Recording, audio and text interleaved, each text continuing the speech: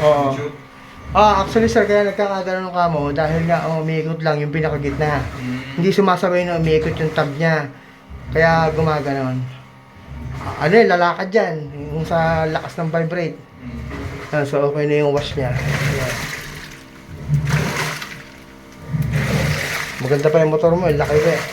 Lakas pa. So spin drain naman ngayon. So may problema din yung drain niya kanina. Hindi siya nagde-drain. Nung naayos ko naman, nagde-drain naman ng kusa. So okay na lahat ngayon. Okay na yung wash niya. So spin dry naman. Spin dryer, start.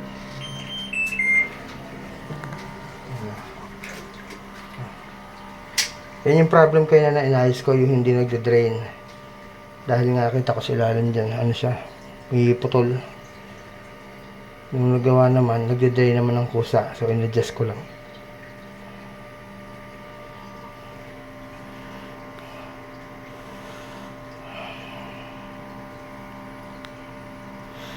Available sa akin lahat sa rin pyesa nito. Kahit yung tab niya, meron ako mga available na tab doon, yung buo, yung bilog na malaki. Meron ako niyan. Meron ko niyan. I-save ko kasi yan dahil minsan mahirap humanap ng mga gearbox. Ako kasi kahit na American Home yung washing machine mo, may tab ako ng smart, ng LG o Samsung. Pwede kong pang replace yun.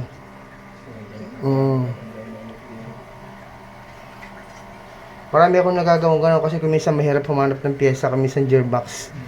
Kaya kahit na anong brand dyan, papalitan ko ng kamatch. Yung sa ilalim, yung sa parang transmission kasi yan. Kumbaga sa kotse, yun yung transmission.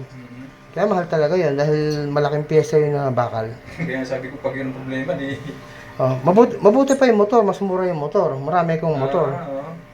Pero yung gearbox, yung kasi yung pinaka magpapaikot talaga dun sa pinaka labada.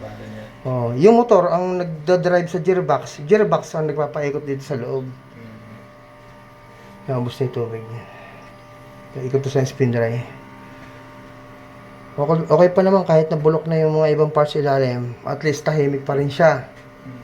Wala pang problema yung bearing kasi pag may problema na yung bearing niyan, wala na magagawa, talagang lalong iingay. talagang maingay yan, parang helicopter yan. Ang tahimik pa siya eh. Butit hindi pa makalawang yung mga bearing.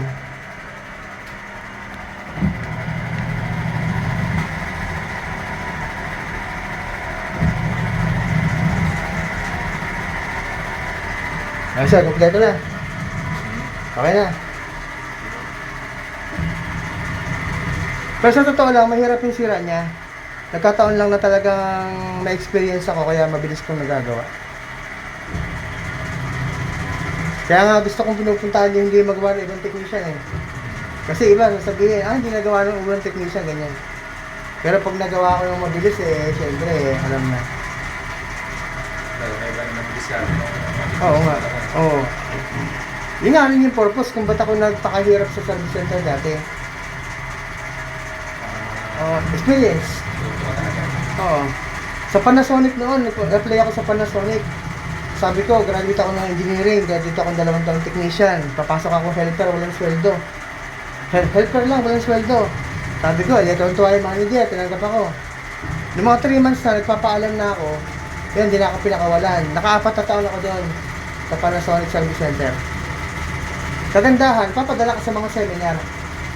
Pag may mga bagong labas na appliances yung Panasonic, ipapadala ka sa seminar. Yun nga, hinabol ko. Although, ang baba ng sweldo noon, 2010, 2000 to 2004. Napakababa lang yung sweldo. Pero habol ko yung kaalaman.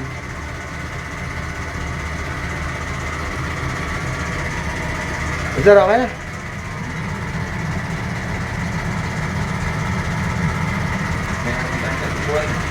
Oo, 3 months warranty yan. Tsaka, kita mo, totoo siya, bilis kong nagawa, di ba? Kabisado ko kasi siya. Kaya kompleto ako ng pyesa niya.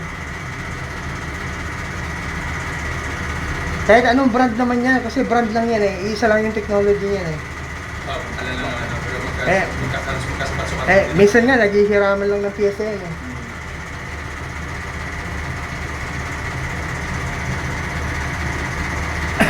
Minamanufacture lang nila, assemble, pero kuminsan yung pyesa, galing din naman sa ibang, ibang company. Okay yan. Medyo naulan lang dito. Yung kubera na maganda.